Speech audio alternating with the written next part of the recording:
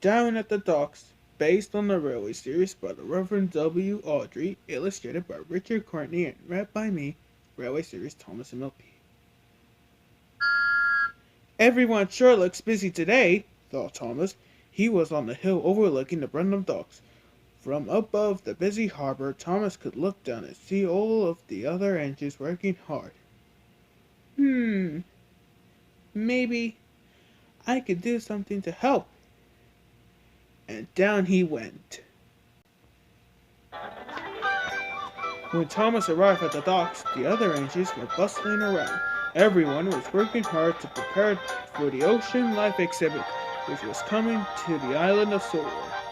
James and Cranky the Crane were busy unloading a big shipment of ocean plants. The plants would be put in the fish tanks to make the fish feel at home. Can I help? Asked Thomas.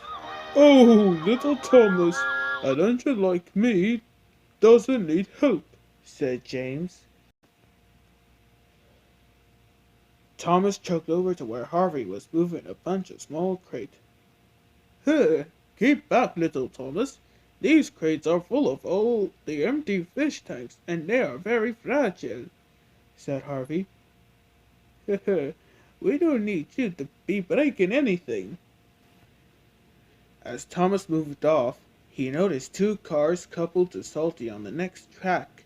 He had never seen cars like this before. They were large, and Thomas could see through their sides. They were full of water. A big octopus was swimming in the rear car. Thomas was amazed.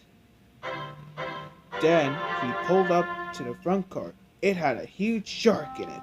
The shark looked at Thomas and opened his mouth. He had rows of big, scary, sharp teeth.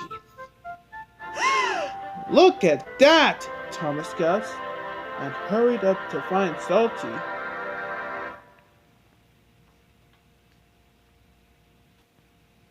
Ha ha! Amazing, aren't they? These critters swim deep, eh, Thomas? Said Salty. Where are they from, Salty? Asked Thomas excitedly. Where are they going? They're off to an ocean show in Titmuth. It is sure have fun having him here, don't you think? Answered Salty with a smile. I can't wait to tell Percy about them, thought Thomas. Maybe we can see them in Titmuth. Thomas was still marveling over the shark when Henry rushed by. Out of the way! I am in a hurry, Henry whistled.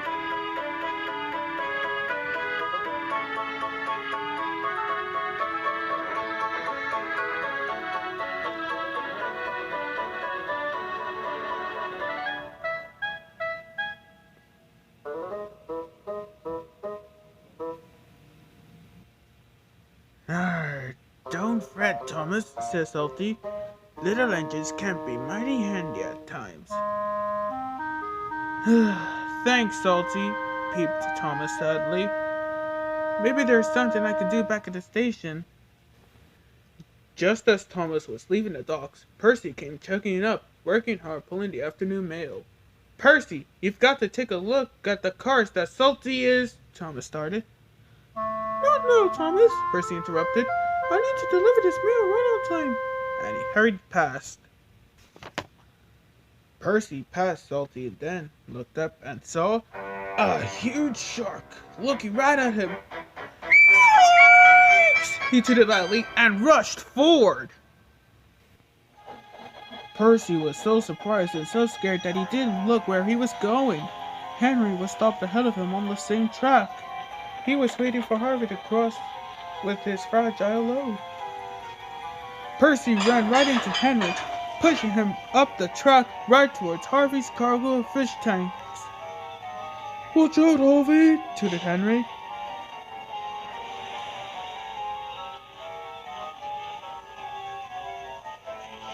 Harvey looked back, saw Henry rushing at him, and went full steam ahead. Too late.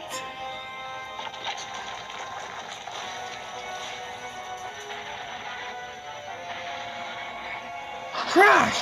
Henry crashing right into Harvey's freight car. Harvey's freight car tipped off the track and the coupling snapped. Harvey, still at full steam ahead, rushed forward. He ran right into James. James was pushed off the track, which startled Cranky. Cranky let go of the crate he was carrying. The crate fell right onto James and burst, covering him with seaweed. Thomas saw what happened and came hurrying back to help. His smaller size made it easy for him to fit between all the bumped engines and broken crates. First, he helped pull Percy back on the track. There you go, Percy, buddy. Oh, thank you, Thomas.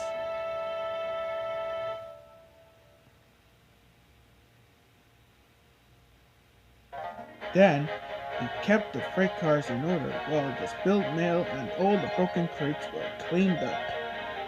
Finally, he helped Harvey put James back on the track. And he didn't even tease James about his green face.